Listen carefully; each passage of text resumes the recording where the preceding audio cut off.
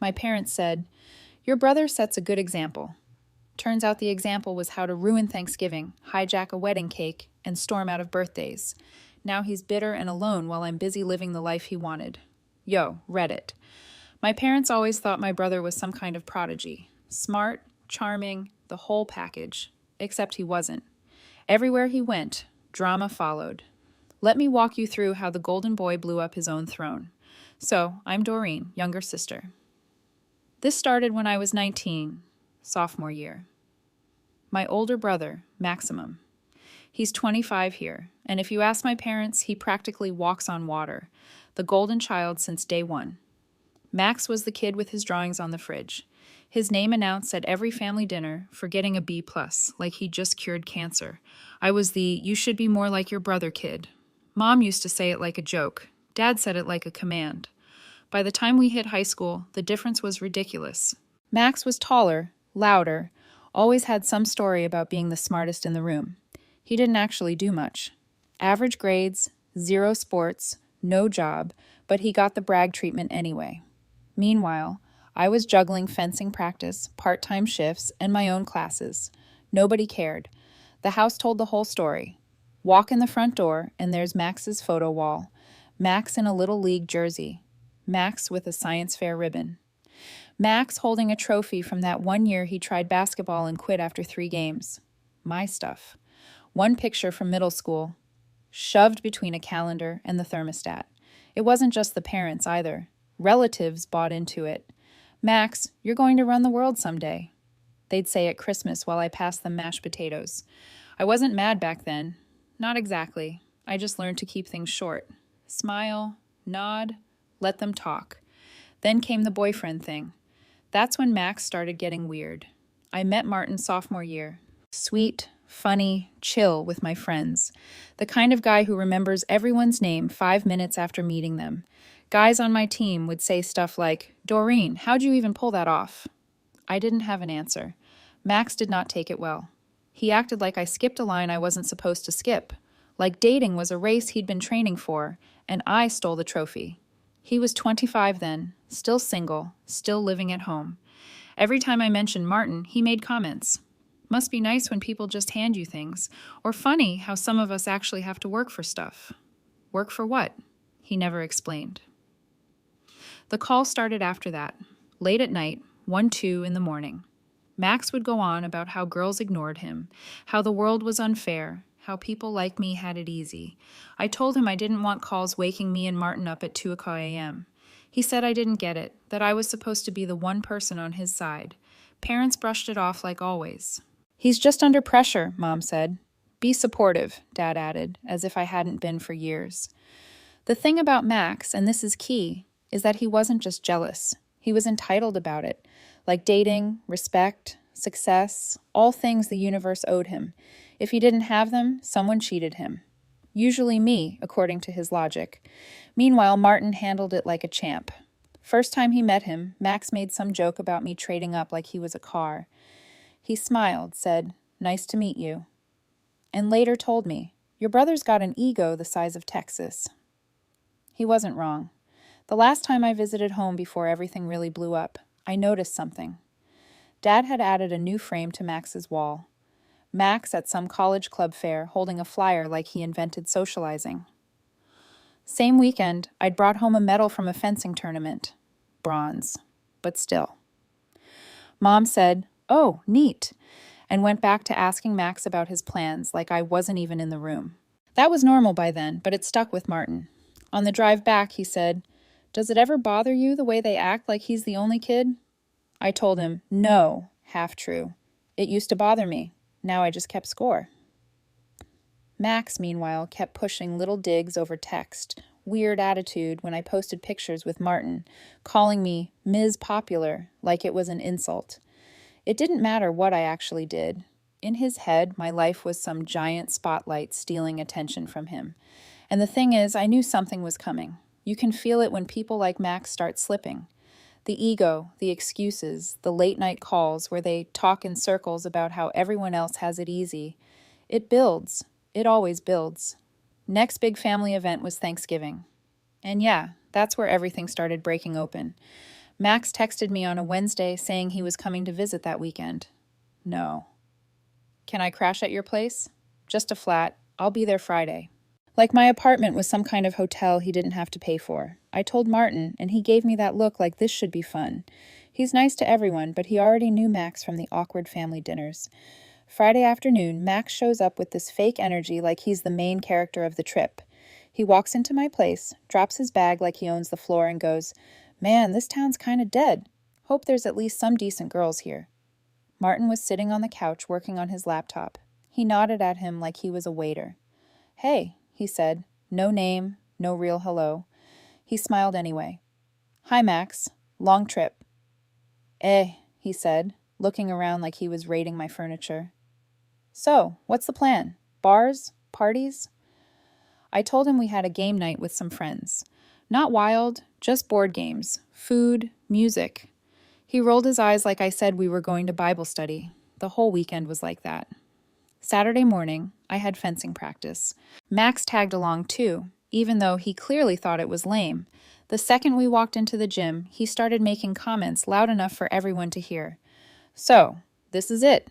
Thought there'd be I don't know, more people." One of my teammates offered him coffee. Max just smirked. "Nah, I'm good. Don't need caffeine to stand around." After practice, we all grabbed food. Max sat there like the king of bad conversation, bragging about his plans back home that never seemed to turn into anything real. Anytime someone asked me about school or sports, Max cut in with some story about himself. Like the time he almost got hired by some big company, but turned it down because it wasn't worth his time. No one believed him, but he told it like gospel. That night was the game night. Just friends, pizza, music. Max treated it like a job interview he didn't prepare for. He talked over people, interrupted Martin mid-sentence twice, and made a weird comment about one girl's laugh being kind of loud. You could feel the air go tense for a second. I pulled him aside in the kitchen. "Tone it down," I said. "You're coming off, I don't know, rude." He leaned on the counter like he owned the place. "I'm just talking. Not my fault if people can't handle it." "They're my friends," I said. "You're a guest. Act like one." Max laughed like I told a joke. "Right. Ms. Popular, laying down the rules. You love this, don't you?" "Love what?" "Being the woman with the boyfriend, the friends, the sports crap, must feel great." I just stared at him. "You think this is about you?" He didn't answer, just smirked like he won something. Sunday morning, Max decided to give me advice about life out of nowhere. "You know," he said while scrolling on his phone, "guys only like you right now 'cause you're in shape. It's not a personality thing. Just enjoy it while it lasts." Martin was in the kitchen making coffee. He heard him. He didn't say a word, just raised his eyebrows at me like, "Wow, he's a delight." I told Max, "Appreciate the wisdom, man. Truly life-changing." He nodded like he missed the sarcasm completely. When he left that afternoon, he acted like the weekend was amazing. "Good seeing you, lil' sis," he said, like we just bonded over camping or something. As soon as his car pulled out, Martin sat on the couch next to me. "He's a lot," he said carefully. "That's one way to put it." "You okay?" "Yeah," I said.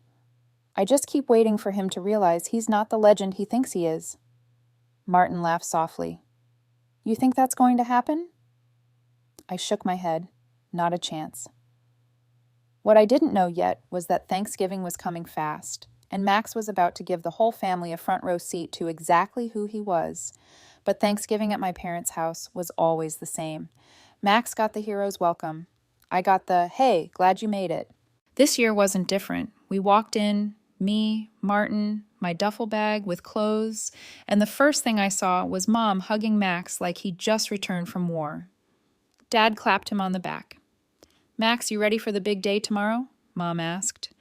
"Born ready," Max said, dropping his bag right in the middle of the hall. "What time's dinner?" 4, Dad said. "You're on turkey duty, champ." Of course he was, me as. I was assigned mashed potatoes. Mom said it like she was giving me a side quest in a video game. Walking through the house, nothing had changed. Max's trophies lined the hallway like a shrine. His high school graduation photo sat right above the thermostat, big and shiny. My medal from last month's fencing meet. Not there, not anywhere. I asked Mom about it once. She said she didn't know where she put it. Probably a drawer. Martin noticed too. He didn't say anything at first, but when we got to my old room, he closed the door behind us and said, "Do they realize your stuff's basically invisible in this house?" I shrugged. Pretty much. He sat on the bed, looking around. "It's like Max lives here in spirit, and you just visit." I laughed. Welcome to my childhood. Later, relatives started arriving. Aunts, uncles, cousins, the usual crew. Max greeted everyone like a celebrity at a meet and greet. Handshakes, big smiles, fake modesty. At one point, Aunt Lisa said, "Max, your parents must be so proud. Look at you." Mom beamed.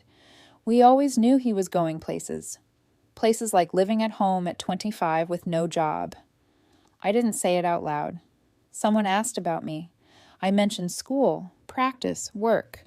They nodded, said, "That's nice," and immediately asked Max about his career plans. He didn't have any. That didn't stop him from talking for 10 minutes straight about how he was taking time to find the right opportunity. Martin leaned over to me and whispered, "Did he just describe unemployment like it's a TED Talk?" I almost laughed out loud. Dinner that night was a warm-up before the main event tomorrow.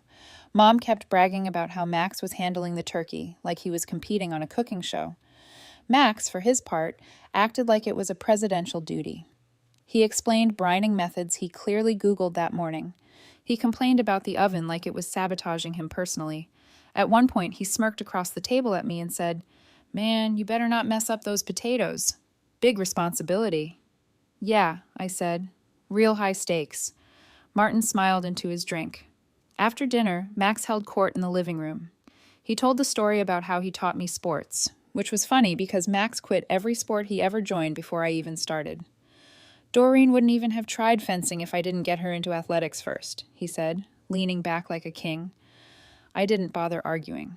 Half the relatives were scrolling on their phones anyway. Mom laughed and said, "Well, you did always set a good example." Sure, if the example was quitting. Martin helped me clear dishes while Max sat on the couch like royalty.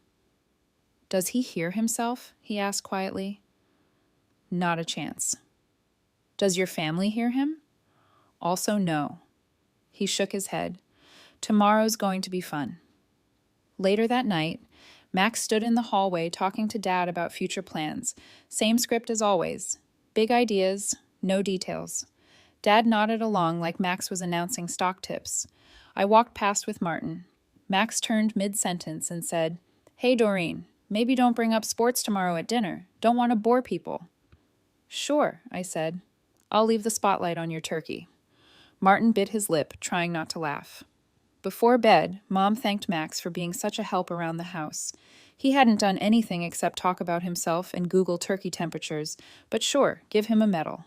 She told me, "You can help set the kids' table tomorrow." Perfect. Max gets the carving knife. I get folding chairs.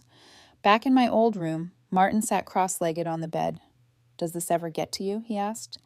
"Not anymore," I said. "Tomorrow will handle itself." The Thanksgiving day started calm. Too calm. Like one of those movies where you know something's going to break because everyone's pretending it won't. Mom was in full host mode, running around the kitchen like she was feeding the whole state. Dad was checking the football game, acting like he was supervising when he was just standing near the TV. Max, he was in the center of everything, of course. Carving knife already in hand hours before dinner, like he was about to knight someone. Every time a relative walked in, he made sure they saw him running the show. "Chef Max in the house," Uncle Rob said, clapping him on the shoulder. "You know it," Max grinned. "Big job today. Gotta get this right." Big job. It was a turkey, not a moon landing. By 4 o'clock, the table was full. Kids at the little table in the corner, adults at the big one. I was stuck next to Max because Mom said, "It'll be nice you two catching up." Sure. Martin sat on my other side, trading small talk with my aunts. You wouldn't know he'd seen the family politics up close already. Dinner started fine. Max made the first toast. He obviously thanked Mom, Dad, the whole team like he was giving an award speech. Then he started adding little comments. Crazy year, he said.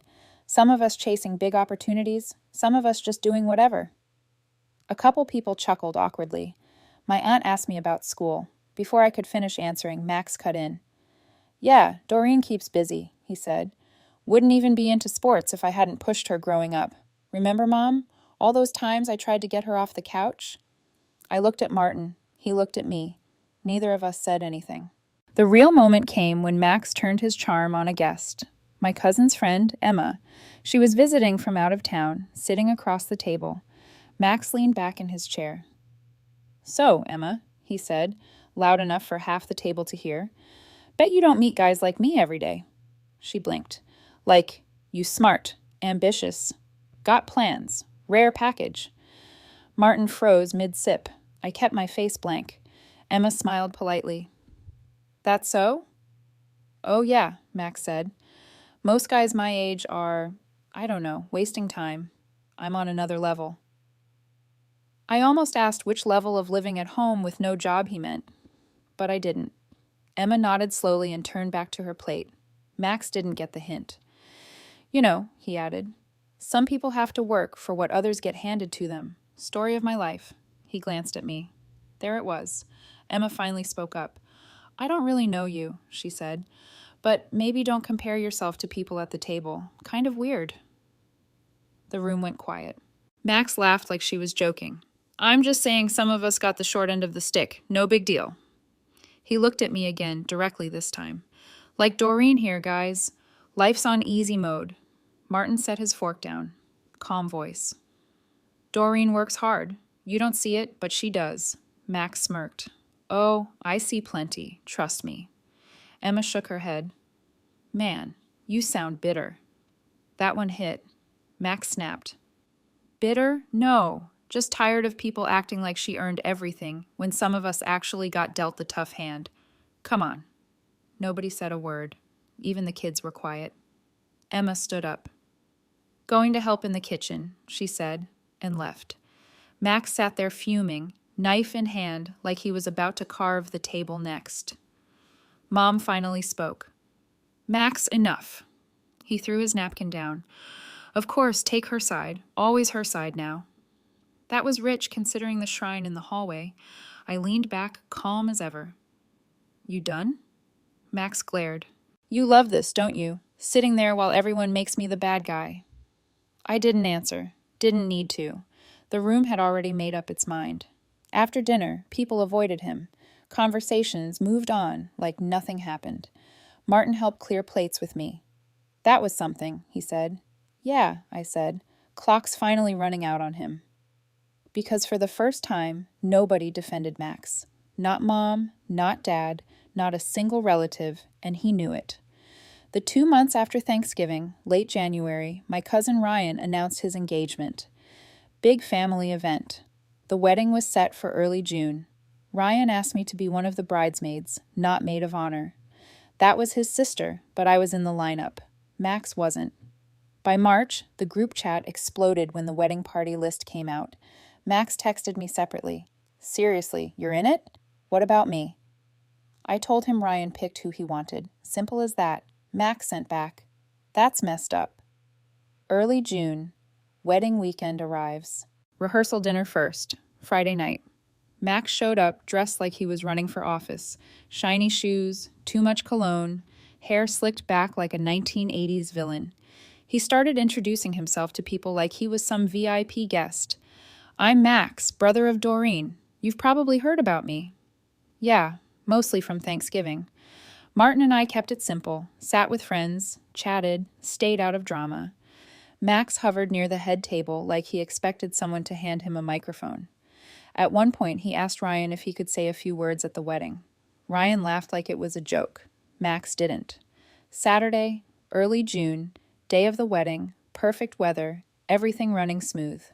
Ryan looked nervous but happy. Bride looked incredible, families smiling, photographers everywhere. Max looked like he was waiting for his moment. Ceremony went fine. No interruptions, no speeches. Max sat near the aisle, arms crossed, acting like he owned the place. Then came the reception. Dinner, dancing, cake, cutting scheduled for later. Ryan and his bride were glowing, doing their first dance while people cheered. Max leaned over to me at the table. "When do they do the cake?" "Later," I said. He smirked. "Might give a toast before that." I stared at him. "You're not on the list." "Doesn't matter," he said, sipping water like a movie villain. Dinner ended. DJ announced the cake cutting in 10 minutes. People started gathering near the table with the giant and 3-tier cake, all flowers and frosting. Ryan and his bride stood off to the side talking to the photographer. Max saw the opening. Before anyone could stop him, he walked straight to the cake table, tapped his glass with a fork to get everyone's attention, then picked up the cake knife like he was about to make a speech. "Ladies and gentlemen," he started loud enough to cut through the music, "I just want to say a few words about love." You could feel the confusion roll through the room. Ryan turned around, face already tight. "Max, put the knife down," he said, voice carrying. Max ignored him. "Marriage is about finding someone who sticks with you when life's unfair. Some people get all the breaks. Others fight for everything they have." The bride whispered something to Ryan. He started walking over fast. Max raised the knife like he was going to cut the cake himself. Ryan stepped in front of him. "Maximum, stop now." Max tried to laugh it off. "Relax, man. Just saying a few words." Ryan didn't laugh. "This isn't your moment." People were whispering. Phones out. The bride looked furious. Max held the knife another second like he was considering it, then slammed it down on the table and stormed off toward the bar. The rest of the night, nobody talked to him. Ryan and his bride cut the cake with the photographer, snapping pictures like nothing happened. DJ cranked the music back up. People danced, laughed, moved on. Max sat in the corner, arms crossed, glaring at anyone who looked his way. Martin leaned over to me on the dance floor. "He really tried to hijack the cake," he said, half laughing.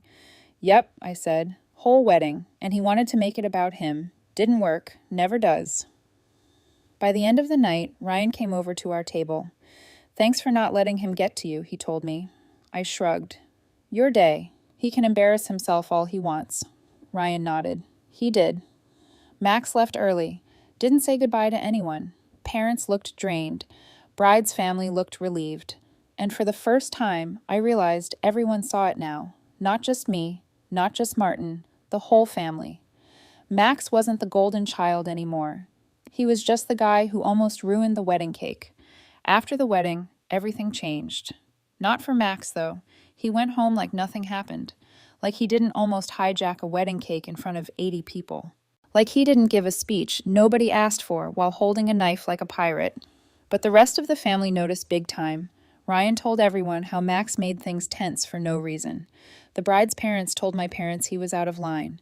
Even Aunt Lisa, queen of defending Max since birth, said he was a little much. That was code for total disaster. Meanwhile, I was busy with school, practice, and work. Fencing season was in full swing. My parents showed up once, sat in the bleachers, clapped when I won my match. Afterwards, Mom said, "You were actually pretty good out there." Actually, like it surprised her. But still, progress. Max kept texting me long paragraphs about how the wedding was a setup, how Ryan disrespected him, how nobody understood what he brought to the table. I answered with one-liners. "Yeah, tough break. Maybe next time." He hated that. Kept trying to drag me into debates about how unfair life was. I didn't bite. Mom called me one night. "Your brother says you're ignoring him," she said. "I answer his texts," I told her. "Not my fault he writes novels." She sighed. "He's struggling." "He's also 30 in 3 years," I said. "Maybe he should try therapy again." "He says therapy makes him feel judged." I almost laughed. Judged by the person he's paying to help him. That's new. Mom didn't defend him this time. Just said she wished he'd figure things out. Next visit home. Something felt different. Max was in his room on his computer, door closed. No big welcome. No speeches about his future plans. In the hallway, 2 of my fencing medals were on the wall, replacing one of Max's old soccer ribbons from when he was 10. Small thing, but huge. Martin noticed too. "Look at that," he whispered, smiling. "End of an era," I said. At dinner, relatives asked about my classes, my job, even fencing. Max barely talked. He tried once, brought up some new club he joined to network, said the people there were shallow, then, in the same sentence, complained about the women not being attractive enough. Uncle Rob raised his eyebrows. Maybe go to make friends. Not to judge people, he said. Max changed the subject.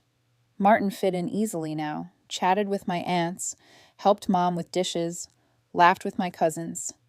Max sat on the couch, scrolling his phone like the world annoyed him. When Mom asked if he was okay, he said fine, just tired of fake people. Nobody asked what that meant. Later that night, Dad stopped me in the kitchen. You handled him well at the wedding, he said. Didn't really do anything, I told him. Sometimes that's the point, Dad said. You didn't add to it. People noticed. First time Dad ever hinted he wasn't thrilled with Max's behavior. Max sent another long text after I got back to campus. Something about how I turned everyone against him. I didn't reply, because here's the thing. I didn't turn anyone. He did that all by himself. At school, life kept moving. Classes, practice, work shifts, hanging out with Martin and friends. Simple stuff. Good stuff. Meanwhile, Mom called once a week not to talk about Max, to ask about me. That was new.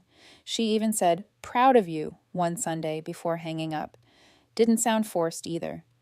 Max tried one last thing, made a big post online about family betrayal and fake relatives. Aunt Lisa sent it to my mom with one line. He needs help. No more defending him. By spring of junior year, I got a small scholarship through the fencing team. Martin and I moved into a slightly bigger apartment off campus. Max still at home, still blaming the universe. But for the first time, it felt like the family saw the difference. Dad's 60th birthday dinner was supposed to be simple. A quiet restaurant, close family, nothing fancy. Me, Martin, Mom, Dad, a couple of aunts, one uncle, and of course, Max. It was the first time we'd had to sit together as a family since the wedding cake incident. I wasn't sure how he'd act. Part of me expected he'd try to play it cool, pretend nothing happened. Max was good at rewriting history in his head. When we got there, he greeted everyone like a politician working a crowd. Big smile, firm handshakes, loud compliments. Mom, you look amazing. Dad, 60 years young, huh? He even hugged Aunt Lisa, who had basically stopped defending him after the wedding. Martin and I sat across from him at the long table. He didn't look at me much. Fine by me. Dinner started out normal. People talked about sports, work, random stuff. Dad looked relaxed, actually happy, like the drama from the past year didn't exist. For a while, it almost felt like old times. Then Max stood up. He raised his glass and tapped it with a fork. If I can have everyone's attention, he said. The restaurant went quiet. Dad smiled, probably expecting a toast. To Dad, Max began, the man who raised us right, taught us hard work, respect, values. So far, so good. Even if some people turned out disappointing. The air froze. Max let it hang there, smirking like he said something clever. Mom frowned. Maximum, stop. He ignored her. I mean, let's be real. Some of us have carried this family name with pride, others coasting on bare minimum. I leaned back, arms crossed. Classic Max. Even on Dad's birthday, he had to make it about himself. Dad's smile vanished. Maximum, enough. But Max kept going. No, I'm serious. Some of us work for what we have. Others just get praise for existing. Whole family ready to clap for them doing nothing. He glanced straight at me. Martin stayed calm, just put his hand on my knee under the table like he already knew I wasn't taking the bait. Dad pushed his chair back. Maximum, this is my night. You want to complain? Do it somewhere else. Max laughed bitterly. Oh, right. Can't tell the truth here. Wouldn't want to upset the golden girl. Max, Mom snapped. Sit down. He glared at everyone like we'd all betrayed him. Then he dropped his glass on the table hard enough to spill water, turned, and walked straight out of the restaurant. Nobody followed him. Dad sighed, rubbed his face, then looked at the waiter. Can we get the cake, please? And that was it. We moved on, ate dessert, talked about other things. For the first time in my life, Max didn't control the room. The next day, he sent a family group text. Guess it's clear who actually matters around here. Don't worry, I won't bother showing up anymore. Nobody replied, not one person. Weeks went by. Life moved forward. I graduated the following spring, senior year. Small ceremony, couple hundred students. Mom and Dad came, Martin's parents too. Everyone cheered when my name got called. Max didn't show, didn't text either, didn't matter. That summer, I got offered a part-time coaching job through the fencing team. It wasn't big money, but it was steady work doing something I liked. By fall, it turned full-time. Martin and I moved into a bigger place closer to campus. He got a new job too. Life felt good, simple. Mom called one Sunday night to check in, talked about my job, Martin, the apartment. Then she got quiet and said, "We should have handled things differently with you kids. We were too easy on Max, too blind. He's got to want to change." I said, "Nobody can do it for him." She sighed. "I just wish he saw what he's throwing away." The last time I saw Max was 2 months later. He showed up at my apartment unannounced, knocked like he owned the place. Martin was cooking dinner. I opened the door. "Hey," he said. "Figured we could talk." I let him in.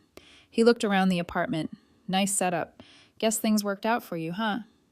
"Yeah," I said. "Worked for it." He smirked. "Right. World just loves you, doesn't it?" I didn't rise to it. "What do you want, Max?" He shrugged. "Family acts like I'm the bad guy." "Maybe 'cause you keep acting like one." His jaw tightened. "You really think you deserve all this? The job, the apartment, Mom and Dad kissing your ass now?" I stared at him. "Yeah, I do." He didn't like that. Stood there a second, then said, "Whatever. Enjoy being the favorite." Then he left. Since then, he texts sometimes. I reply short. No arguments, no long conversations, just distance. Mom and Dad still hope he'll change. So do I. But I'm done carrying it. This Thanksgiving, he didn't come. Said he was busy. Nobody waited for him. We ate, laughed, watched football. Ryan made a joke about the wedding cake. People laughed. Even Mom smiled. It felt normal. Over the next 2 years, Max's life didn't crash all at once. It unraveled, piece by piece.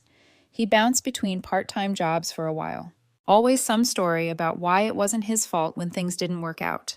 Management was clueless. Coworkers were fake. They didn't appreciate his potential. Same lines, different places. At one point, he joined one of those online success groups, full of guys hyping each other up about how the system was against them. Spent months talking about starting a business. Never started anything. Dating was a disaster. He told my parents once that women today only want shallow guys. Then in the same breath complained about women's looks like he was a judge on a reality show. Every date ended the same way. One time a girl apparently told him, "You sound like you're mad at the world," and left before appetizers showed up. Last I heard, he moved into a tiny apartment across town. No girlfriend, no stable job, no real friends. He still sends the occasional message to the family group chat, long rants about fake people, or how everyone turned on him. Nobody argues. Nobody even replies half the time. The thing is, Max always thought he was the main character, thought the world owed him a spotlight because he was taller, older, louder. But entitlement doesn't pay rent. It doesn't keep friends. It doesn't build anything. He kept waiting for life to hand him respect while he burned every bridge that could have earned it. And now he's just alone. And me, I was just living my life, coaching, working, coming home to Martin. No drama, no late-night calls about how unfair the world was. For the first time, it felt like my life was actually mine.